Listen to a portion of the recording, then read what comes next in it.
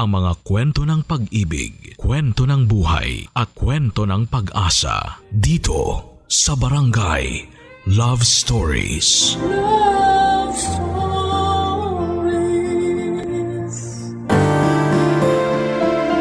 Importanteng katangian ang pagkakaroon ng konsiderasyon ng isang tao, lalo na sa mga sitwasyong hindi natin kontrolado. Malaking bagay yon dahil ramdam nating suportado tayo ng mga mahal natin sa buhay. Ikaw, kabarangay, meron ka bang konsiderasyon? Dear Papa Dudut, magandang araw po sa inyo at sa mga kabarangay nating panatiko ng Barangay Love Stories. Itago niyo na lamang po ako sa pangalang Noriela. 30 years old, taga Bulacan at nagtatrabaho bilang VA o Virtual Assistant. Nadiskubre ko ang programa ninyo nang minsang kong napanood sa social media ang isa sa mga trending video ni Papa Dudut. Simula noon ay na-curious na akong pakinggan ang programa ninyo at masasabi ko na nagustuhan ko talaga ito. At simula noon ay wala na akong pinalampas na episode maparadyo man o sa online. Pero katulad ng mga letter sender ninyo sa Barangay Love Stories ay sumulat din ako sa inyong istasyon upang ihingi ang payo sa sitwasyon na pinagdaraanan namin ng boyfriend at kinakasama kong si Gio. Kaunting background muna sa amin ha. Nagkakilala kami taong 2022 at nag-live-in pagkalipas ng 5 buwan naming magkarelasyon. Sa loob ng mga panahong yon hanggang nitong January 2025 ay masasabi kong masaya naman kami at kontento. Wala pa kaming anak na pareho naming ginusto kasi sinusulit pa namin ang buhay na kami pa lamang dalawa ang magkasama, Papa Dudut.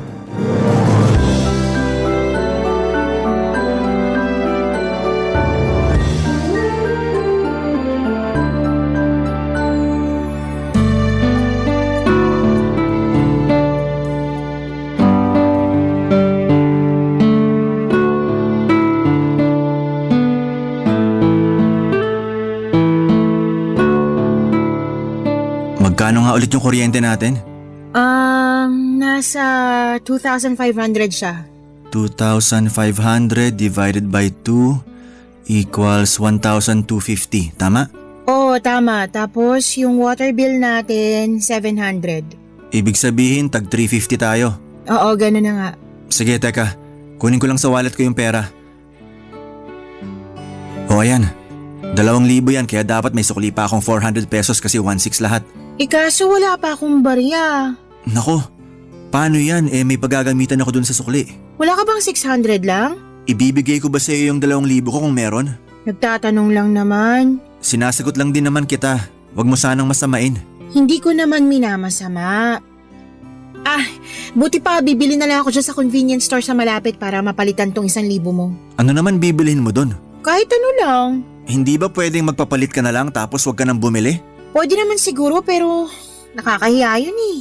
Bakit ka naman mahihiya? Tindahan naman sila. Ibig sabihin meron silang barya. Kung gusto kong magpapalit dapat siguro sa bangko pero ewan ko lang kung pwede yun. Lalo 1,000 lang naman ang kailangan kong baryahan. Tapos isang sakay pa yung pinakamalapit na bangko rito sa atin. Kaya dyan na lang ako sa convenience store dyan sa baba para malapit. Mapapagastos ka lang. Ang mahal pa naman ng mga paninda dyan sa convenience store na yan. Di nga ako bumibili dyan ng mga pwede ko naman bilhin sa sari-sari store. Ikaw naman, kinumpara mo pa yung sari-sari store alam mo namang magkaiba sila. Basta. Hindi mo ako mapipilit na bumili dyan. Kasi ang mahal. Pareho lang naman ang tinda nila sa mga sari-sari store. Para sa akin, puro pasosyal lang mga bumibili dyan. Meron din kaya silang paninda na di mo mabibili sa mga sari-sari store. Katulad na lang yung mga inumin tsaka pagkain na sarili nilang produkto. Alin? Yung mga fried chicken at burger nila? Mabibili mo na yun sa mga fast food chain sa mas mura at sulit na halaga. Oo nga, alam ko naman yun. Pero bakit mo ba kasi kinukumpara yung convenience store sa ibang tindahan? Ang gusto ko lang naman mapalitan tong 1,000 mong buo para masuklian na kita. Wala lang. Naisip ko lang kasi di practical yung gusto mong mangyari. Bibili ka ng kung ano-ano tapos magbabayad ka ng mahal. Hindi naman ako bibili ng sobrang mahal at sobrang dami. Yung sapat lang para mabariyahan ako. Basta. Hindi mo mababago ang isip ko tungkol sa pagbili dyan sa ganyang klase ng tindahan. Masyadong magastos. Bahala ka nga dyan. Basta ako bibili lang doon para makapagpapalit. Tsaka tipid na rin sa oras dahil yung mga sinasabi mong sari-sari store, fast food, tsaka bangko, malayo rito sa lugar natin. Bahala ka na nga sa buhay mo. Total, kahit na anong salita ako ikaw pa rin ang nasusunod. Ano ba kasing kinakagalit mo? Ibabalik ko naman ang buo yung sukli mo 400 pesos. Hindi ko naman gagastusin yun. Pera kung ipambibili ko na kung anumang magustuhan ko doon. Kahit na, aksayado pa rin sa pera. Ewan ko sa'yo. Minsan ilugar mo rin kasi yung pagiging practical mo. Tsaka kasalanan ko ba na wala kang barya dyan kaya kailangan ko pang mag-aksaya ng pera para lang mapalitan tong 1,000 mo? Saya nang niluwa ng ATM kanina nung nag-withdraw ko. Kaya wag akong sisihin mo. Oh, sige. Kasalanan na ng ATM. Grabe, makaalis na nga bago pa ako masiraan ng bait sa'yo. Papadudot, bago kami nag-live-in ni Gio ay nag-usap kami tungkol sa mga bayarin at pagkain namin. Doon ay nagkasundo kami na 50-50 kami sa lahat ng gastusin. By the way, virtual assistant din si Gio pero dati siyang nagtatrabaho sa isang private company bilang finance staff. Tapos ay naimpluwensyahan ko siyang pasukin ng trabaho ko na nagustuhan naman niya lalo na at mas malaki pa sa dati niyang sweldo ang kinikita niya sa ngayon. Pero kahit na lumaki ang kinikita ni Gio ay hindi pa rin nagbago ang pamumuhay niya. Kumbaga mas naging mahigpit siya sa pagbabudget ng pera at naging priority niya ang pag-iipon at pag-iinvest. At kung ano lang ang napag-usapang ambag namin pambayad ng bills at pagkain, ayun lang talagang ibinibigay niya. Walang labis, walang kulang, ika nga. Sigurista rin siya. Minsan ay gumagamit pa siya ng calculator sa cellphone niya para lamang makompute ng tama ang ambag at sukli niya. Hindi siya pwedeng lamangan, sa kabilang banda ay kabaliktaran naman niya ako. Hindi ako magastos pero meron akong pamilya na sinusuportahan at 2 kapatid na pinag-aaral sa kolehiyo. Kaya naman masasabi ko na kaunti lang ang ipon ko kumpara sa kinakasama ko, Papa Dudut.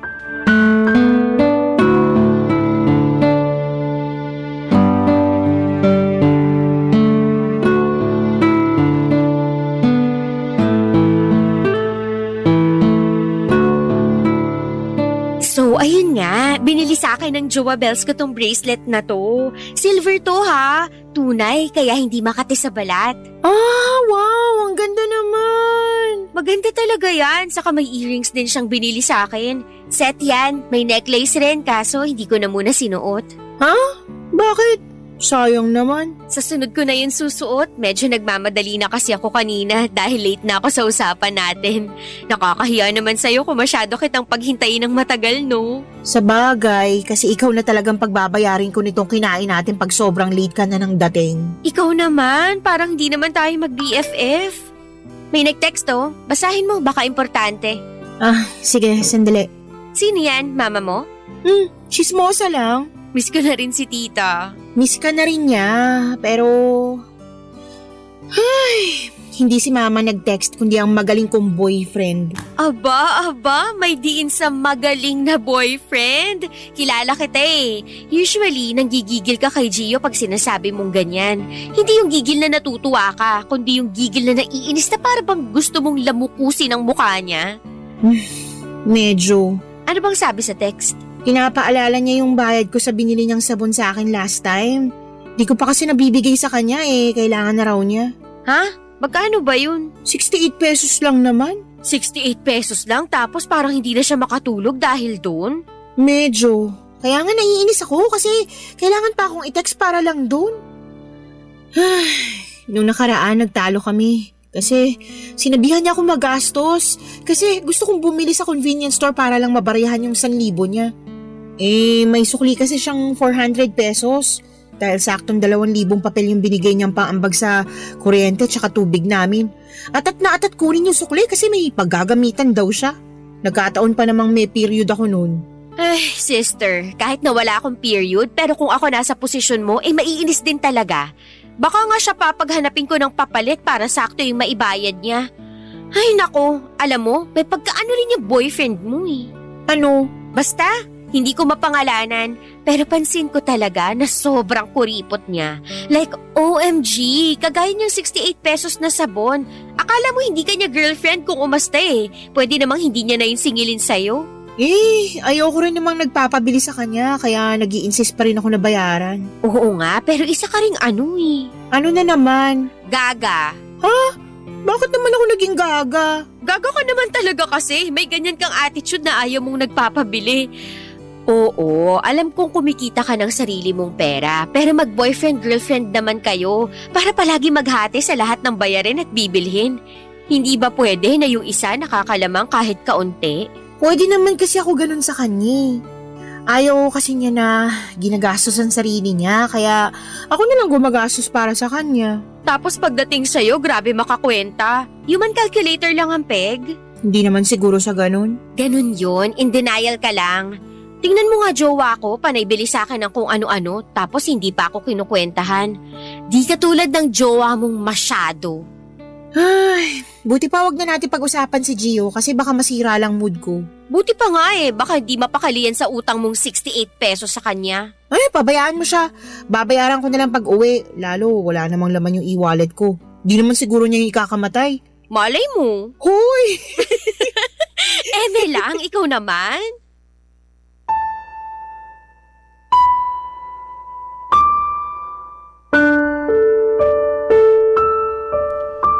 Papa Dudut High School best friend kami ni Sandy at siya lang talaga ang kaibigan ko na masasabi kong nakakausap ko pa rin hanggang ngayon. Nasa isang lugar lang din naman kami at madalas pang magkumustahan sa chat. Marami naman kami sa circle of friends namin noong high school pero ilan sa mga kabarkada namin ay busy na sa sarili nilang buhay. Pero kapag may pagkakataon ay nagkikita naman kami to catch up. Tungkol naman doon sa sinabi ni Sandy na kuripot daw si Gio, sa totoo lang ay hindi yon ang unang beses na tinawag niyang ganon ang kinakasama ko. Nung una ko ngang narinig yon na lumabas sa bibig niya ay kulang na lamang ay magpanting ang mga tenga ko. Siyempre ayaw ko nang sinasabihan ng negatibo si Gio dahil boyfriend ko yung tao. Pero dahil kilala ko ring prangka si Sandy at naniniwala akong wala naman siyang masamang intensyon, kaya niya nasabi yon, ay napag-isip-isip ko nga na baka in denial lang talaga ako. At meron ngang katangian si Gio na nakita ni Sandy na hindi ko pa nare-realize ng mga panahong yon. Papa Dudut. Barangay Love Stories. Barangay Love Stories. Papa Dudut, noong nagkakilala kami ni Gio ay masasabi ko na siya talaga ang pinakasimpleng tao sa lahat ng pinakasimple sa buong mundo. Alam ko na medyo OA naman yon pero siya kasi yung tao na kung hindi pa talaga nasisira ang gamit niya ay hindi pa rin bibili ng bago. Nangihinayang daw kasi siya lalo at pwede naman niyang tiyagain at pakinabangan pa.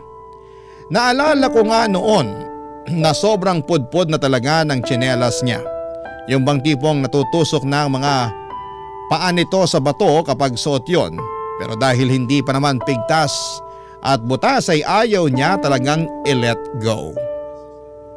May isa pang insidente na lumang-luma na ang wallet niya at butas-butas na rin yon. Pero dahil pamana raw sa kanya yon ang tatay niya ay ayaw niyang palitan. Kaya lang nang dahil sa wallet na yon ay nawala ang isa niyang mahalagang ID dahil nahulog na lang nang hindi niya namamalayan noong minsang kinuha niya ang nasabing wallet sa kanyang bulsa. Kaya nga para mapalitan na niya yon ay binilhan ko na lamang siya ng bagong wallet. Pero imbes na magpasalamat sa akin ay naggalit pa siya dahil gumastos pa raw ako ng pera. Dapat tinabi at inipon ko na lang daw ang pinambili noon, Papa Dudut.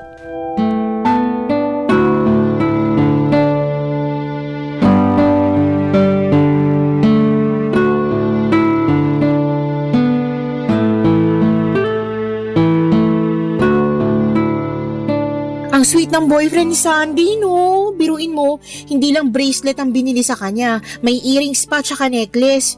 Grabe, nakakatuwa naman. Anong nakakatuwa doon? Gastos lang yun. Ha? Anong gastos lang yung pinagsasabi mo dyan? Luho lang kasi yun. Nakwento mo mahilig siya sa ganun kahit na wala pa siyang boyfriend. Kaya para sa akin, nag-aksaya lang ng pera yung boyfriend niya nung bumili siya ng mga ganong bagay. Sobra naman yung gastos para naman kay Sandy yun. Baka nakakalimutan mong boyfriend niya yung tao. Tsaka kahit na maraming alahas si Sandy, alam ko na appreciate niya ng gusto yung regalo ng boyfriend niya.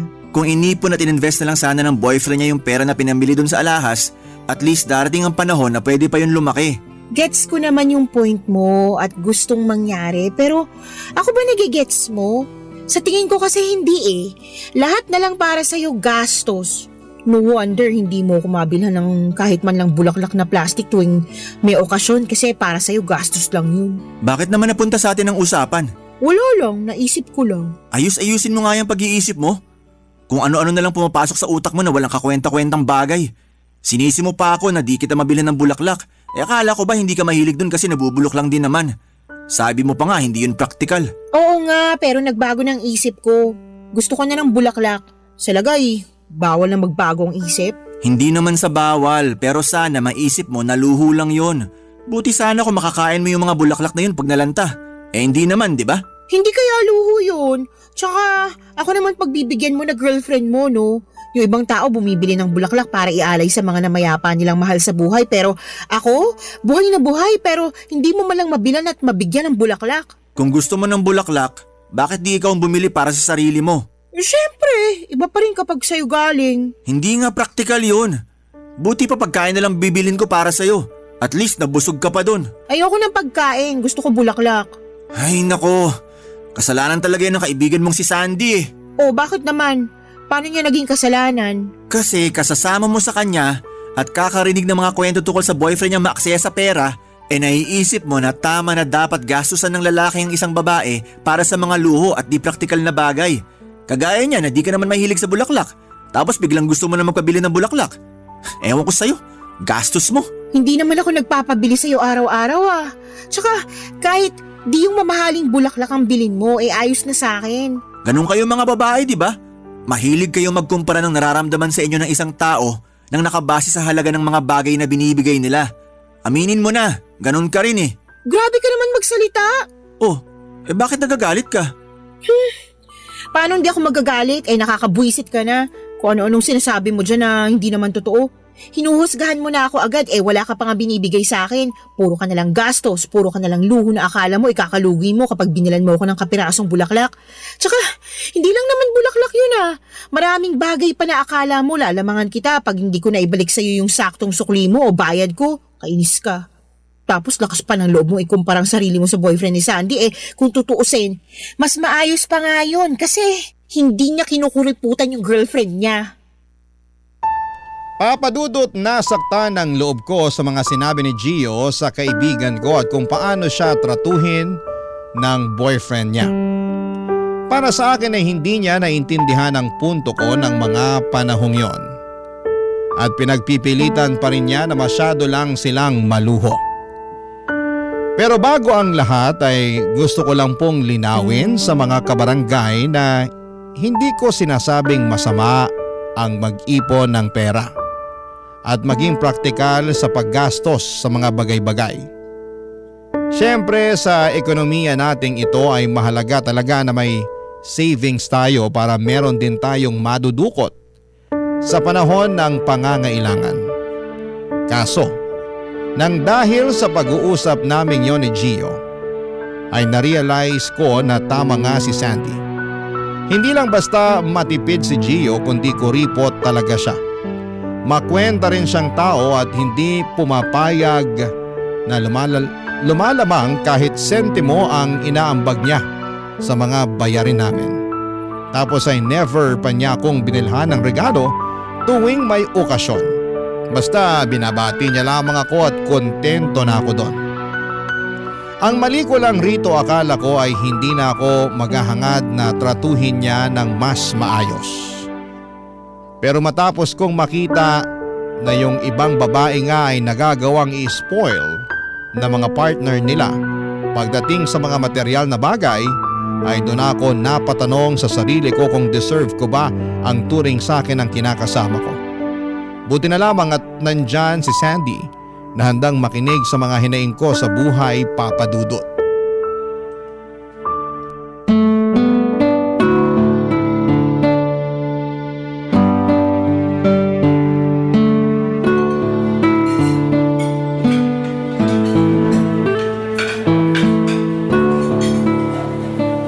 Sobra naman sa masyadong makwenta. Kung ako ikaw, hindi ko matatagalan yung ugali ng Gio na yan. Nakakalurke. Kahit naman ganun si Gio mahal ko pa rin naman siya. Mahal mo nga. Pero ikaw ba, mahal ka niya? Ano ibig mo sabihin? Na hindi niya na ako mahal, ganun? Oo, kasi yung pagmamahal niya sa'yo may kondisyon. Kumbaga, mahal ka lang niya kasi nakakapag-ambag ka ng tama. Pero kapag kinulang na, nababawasan na rin yung pagmamahal niya sa'yo. Hindi naman siguro sa ganun. Para sa akin, ganun na rin yun. Red flag yun, sister. Kasi naniniwala ako sa kasabihan na kung mahal ka talaga ng isang lalaki, hindi ka niya nahahayaang gumastos at palagi ka niya i-spoil sa kahit na anong bagay na gusto mo. Pero kakaiba yata utak niyang boyfriend mo Parang never pa kitang naringgan na binilhan ka niya ng kahit na ano. Oo, kasi wala naman talaga siyang binibigay sa akin As in? Kahit na tuwing sasapit ang birthday mo? Oo. Binabati niya lang ako tapos ayos na sa akin yun. Gaga ka ngang tunay. Bakit na naman? Kasi ayos lang sa'yo na ginaganyan ka. Buti sana kung hindi mo siya boyfriend na okay lang na batiin ka lang niya tuwing birthday mo. Kaso magjowa nga kayo. Ikaw nga grabe mag-effort pag birthday niya Noon yun, nung hindi pa kami nag-away ng malala kasi masyado raw akong magastos tuwing birthday niya Isang araw lang naman yun at lilipas din daw. Ay, ewan ko sa kanya. Masyado siyang eme. Hindi ko maintindihan takbo ng utak. Papaalala ko lang sa'yo na magkaibang matipid at praktikal sa kuripot at maramot. Tingin ko, hindi na lang kuripot yung boyfriend mo. Maramot din yan. Kaya nga nalulungkot ako kasi parang kasalanan ko rin naman. Tama ka nga siguro nag-aaga ako kasi nakontento ako sa trato niya sa akin noon. Akala ko kasi ayos lang dahil hindi naman ako naghahangad ng ibang bagay. Ano ka ba? Kasama sa pangangailangan natin bilang human being, yung mga material na bagay na binibigay sa atin para maramdaman natin na mahal at mahalaga tayo ng isang tao. Okay lang kahit hindi mamahalin basta meron, lalo na tuwing may espesyal na okasyon. Pero yung boyfriend mo, wala Kung tutuusin, kaya ka naman niyang gastusan. Kaso hindi lang niya ginagawa kasi maramot siya. Maiintindihan ko pa sana kung hindi naman malaki kinikita niya at breadwinner pa siya ng pamilya nila. Pero yun ngang may maliit na sweldo saka breadwinner nakakapagbigay pa ng regalo sa mga jowa nila. Puro na lang siya ipon, puro siya invest. Jowain na lang kaya niya yun kesa sa'yo, no? Ewan ko ba, pero wala naman ako nakikitang masama sa pag-iipon at pag-i-invest. Pero parang tama ka na sana, yun na lang ginawa niya kaysa sa akin. Lagi naman akong tama. Ay, wow. Charot lang, pero laging may point mga sinasabi ko. Alam ko naman yun, kaya nga thankful ako kasi nandyan ka para makinig sa akin at payuhan ako. Pero hindi ko pa rin talaga mapigilang malungkot sa ugali ni Gio. Hindi mo na mababagong ugali niya kung siya mismo ayaw magbago. Kaya, imbis na maging malungkot ka dyan, bakit hindi ka na lang sumama sa team building ng department namin? Kulang pa kami ng isa, kaya join ka na. Team building nyo nga, diba? Bakit mo ko pasasamahin? Eme-eme lang naman yun. Saka sila nga may kasamang jowa hindi naman namin ka-department. Hindi mo ba isasamang jowa mo? Hindi, kasi ikaw ang gusto kong kasama. Para naman kahit paano makapag-relax ka. Kawawa ka naman, parang pasan mong mundo. Wow, salamat sa awa mo Papa Dudut, sa loob ng ilang taon naming magkasintahan ni Gio ay mabibilang sa mga daliri ko sa kamay kung ilang beses pa lamang kaming nag-out of town. Parang isa o dalawa pa lamang yata kasi para sa kanya ay gastos lamang daw yon. By the way, sa mga out of town naming yon ay ako ang gumagastos para sa aming dalawa. Mapilit ko lamang siya na lumabas kami. Nangihinayang kasi ako sa pagkakataon na makapag-relax naman kami lalo at puro trabaho na lamang ang inaatupag namin. Sawang-sawa na rin kasi ako doon sa nirerentahan naming apartment dahil work from home na nga kami tapos minsan lang makalabas ng bahay. Kaya pagkatapos ng pag-uusap namin yon ni Sandy ay nag-decide akong sumama sa team building nila Gusto ko rin naman na makalanghap ng sariwang hangin dahil pakiramdam ko ay masisiraan na ako ng ulo, Papa Dudut. Pero bago dumating ang araw na yon ay nagpaalam ako kay Gio at nagulat ako nang pagalitan niya ako kasi napakagastos ko raw. Sa totoo lang ay hindi ko inaasahan na sasabihin niya yon sa akin at dahil nasaktan ako ng husto ay mas lalo akong naging desidido na sumama kina Sandy, lalo na at nagtatampo at masamang-masama ang loob ko sa boyfriend ko. Barangay Love Stories. Barangay Love Stories. Papa Dudut, masama pa rin ang loob ko kay Gio hanggang sa makauwi na ako mula sa sinamahan kong team building. Pero aminin kong narelax ako ng husto lalo at beach trip yon. Kaya lang ay bumalik ulit yung pagkainis ko kay Gio lalo na at lumipas na lamang ang 2 araw ay hindi pa rin niya ako kinikibo. Gusto niya yatang patunayan sa akin na walang mali sa mga sinabi niya noong pinagalitan niya ako bago matuloy ang alis namin ng kaibigan ko. Ewan. Hindi ko alam kung mataas lang talaga ang pride niya o sadyang bato na ang puso niya. Kaya nga, dinalasan ko ang pagsama at pakikipagkita kay Sandy para naman ma-divert sa ibang bagay ang atensyon ko. Doon ko nga na-realize na meron pa palang ibang buhay sa labas ng 4 na sulok ng nirerentahan naming apartment. Siyempre hindi naman ako naging pabaya sa finances ko. Pero tuwing sweldo ay pinaglalaanan ko ng pera at panahon ng pagkakaroon ng social life at iba pang mga gawain sa buhay. Saka hindi lang naman puro gala ang inaatupag namin ni Sandy, Papa Dudut. May pagkakataon na sinasamahan ko siyang umattend ng mga seminar tungkol sa flower arrangement, pottery at pagbibake ng cake na masasabi ko na na-enjoy ko ng husto. Malaking bagay sa akin na may ibang ginagawa dahil nagiging mabuti ang mental health ko. Kaya lang nung February lang ay nawalan ako ng client. Yun pa naman yung pinaka matagal na pagkakataon, tapos makalipas lang ang 1 linggo ay nawala ulit ang isa ko pang kliyente. Bagay na naging dahilan kung bakit ako nalungkot. Sinubukan ko namang maghanap ng panibagong kliyente pero malapit ng mag-March ay wala pa rin akong nahahanap, Papa Dudut.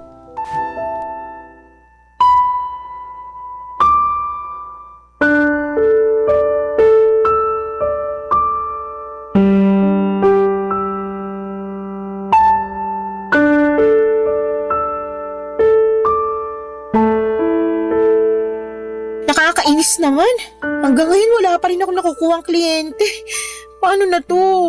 Tiyagain mo lang. Makakakuha ka rin. Sinatsaga ko naman pero nakaka-frustrate pa rin eh. Tapos nagsabay-sabay pa yung mga gastusin. Maiba tayo. Ano yun? Speaking of mga gastusin, sa darating na mga bill natin sa March may mayaambag ka ba? Ha? Ang sabi ko, kung may mayaambag ka.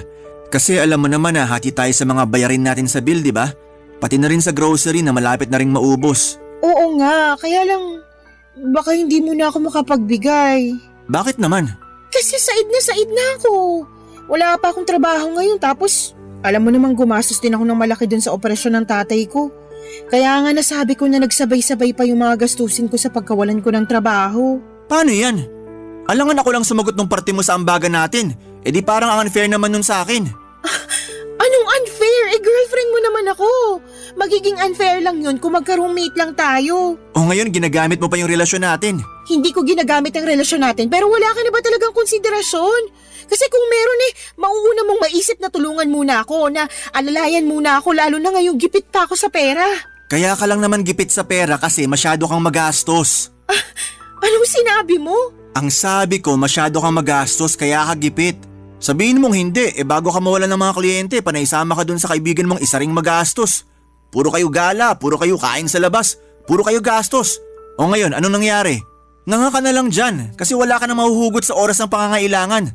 Tapos isasangkalan mo pa ako para sagutin ang mga bayarin at pagkain natin kasi said ka na dyan. Teka lang.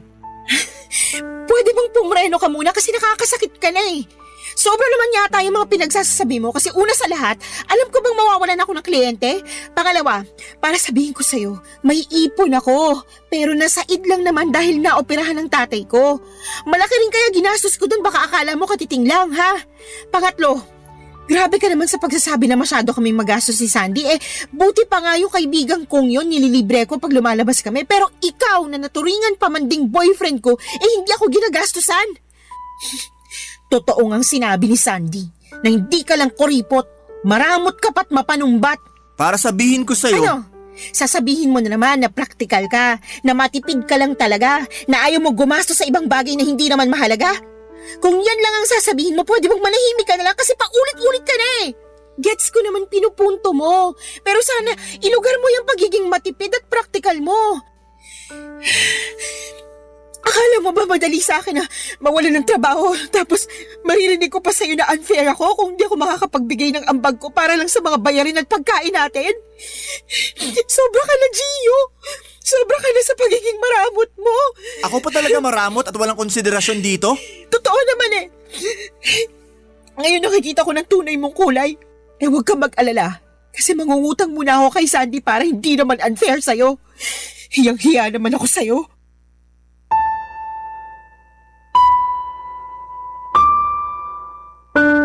Papadudot, nagpanting na ang pandinig ko sa mga sinabi sa akin ni Gio at nagpatong-patong na po ang lahat ng sama ng loob ko sa kanya.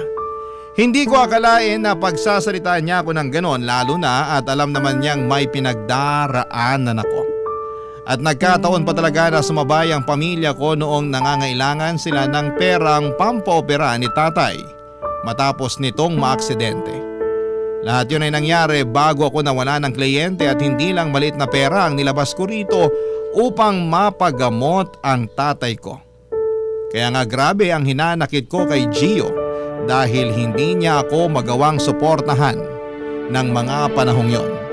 O kahit intindihin man lang, ganon ba talaga kahirap yon?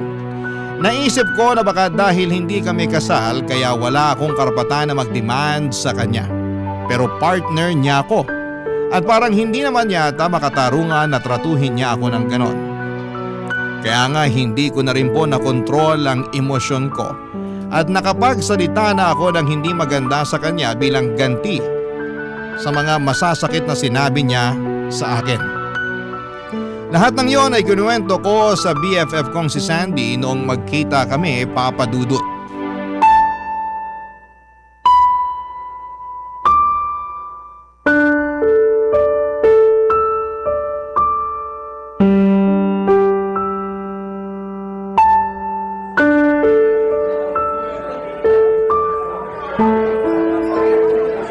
Grabe, nakaka-stress talaga yung jowa bells mo. Wala na sa hulog ang mga sinasabi. Oo nga eh. Imbis na suportahan ako, pinamukha pa sa akin na magastos daw ako kaya wala akong may ambag sa bills at pagkain namin. Sino ba kasi may sabi na 50-50 kayo dapat sa mga bayarin at pagkain? Siya! Pumayag na lang ako kasi may trabaho rin naman ako noon. Baliw pala siya eh.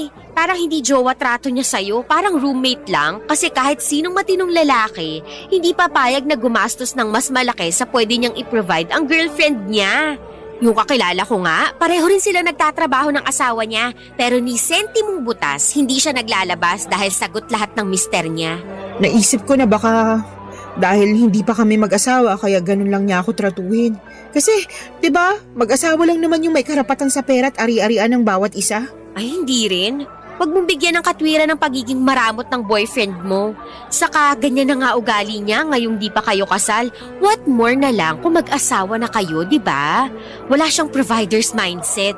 Ayaw niya lagi nang nalalamangan siya, kung tutuusin, utang na loob niya sa'yo kaya siya naging virtual assistant. Tinulungan mo siya, di ba? Oo, tsaka ako rin nagturo sa kanya ng mga basic na pwede niyang malaman at magamit sa trabaho namin. Yun naman pala eh. Kahit yun man lang, tanawin niyang malaking utang na loob. Kasi kung hindi dahil sa'yo, malamang pinagtsatsagaan pa rin niya yung sweldo niya sa dati niyang pinapasukan. Ayoko naman nung ganun. Anong ganun? Yung isipin niya na may utang na loob siya sa akin kasi tinulungan ko siyang maging VA. Tsaka yun lang naman ang ginawa ko eh. The rest, siya nang nagtrabaho para makakuha siya ng kliyente at maging magaling sa ginagawa niya. Kahit na, hindi pa rin tama ang trato niya sa'yo. Kaya nga ang mahiwagang tanong, bakit ka ba kasi nagsistay sa taong kuripot at maramot, sister? Kasi kung ako ang tatanungin mo, dapat matagal ka nang nakipaghiwalay sa kanya. Wala kang future sa ganyang klase ng tao, sa true lang. Paano ko gagawin yun? Mahal ko nga siya. Mas mahalin mo ang sarili mo dahil hindi ka mabubuhay sa pagmamahal mo na yan para sa kanya. Ngayon pa nga lang na may pinagdaraanan ka, hindi ka man lang niya masuportahan o makonsidera. Wala na talaga. Ang baba ng emotional intelligence, nakakaloka. Sa totoo lang, hindi ko na alam ang gagawin. Okay naman kasi si Gio hindi nang bubugbog. Hindi lang naman sa pambubugbog ang pang-aabuso. Kaya nga meron ding tinatawag na emotional abuse, verbal abuse at mental abuse. Hindi ka nga pinipisikal ni Gio, pero bugbog sarado naman mental health mo sa kanya, kaya wala rin. Kung ako sa'yo, hiwalayan mo na siya. Kaya mo naman sarili mo Saka nandito ako para back-upan ka. Ano pa't magkaibigan tayo para hindi kita tulungan, di ba? Salamat, Sandy. Malaking bagay na nandyan ka kasi kung wala siguro akong napagsasabihan ng mga problema ko, baka nasiraan na ako ng ulo. May boyfriend nga ako pero para namang tuod. Kaya nga sarap sampalin ng kaliwat kanan para lang makasigurado akong hindi pa siya manhid. Grabe, ang bayolente mo naman. Sa true lang, pero gagawin ko talaga yun. Tandaan mo na hindi mo deserve na tratuhin ng ganyan ng taong mahal mo kasi para na rin niyang sinabi ng harap-harapan sa'yo na hindi kanya priority at wala ka talagang halaga sa kanya. Kaya sana, pag-isipan mo yung mga sinabi ko, lalo na ngayon na nakita mo na ang totoong kulay niya.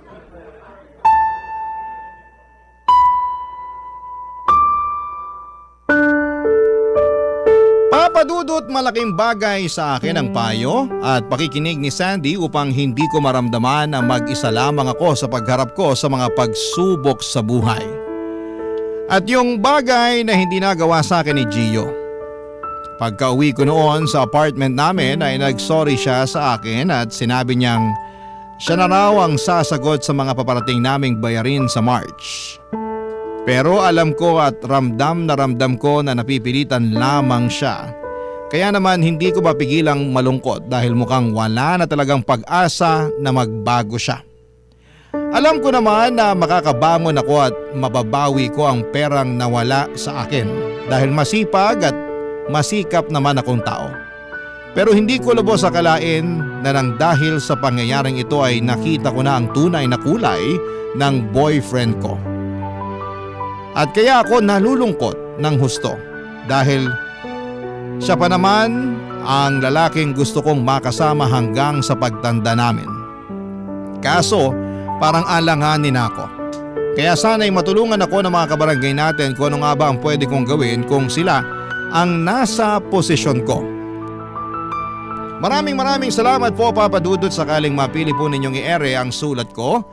Malaking bagay yon sa akin. God bless and more power sa inyong programa na Barangay Love Stories.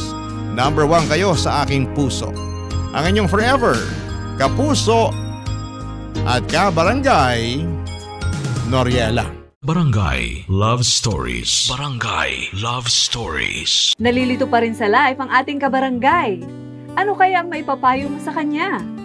Ibahagi mo yan sa ating comment section para mabasa rin niya. Barangay LS 97.1. 97.1 Forever.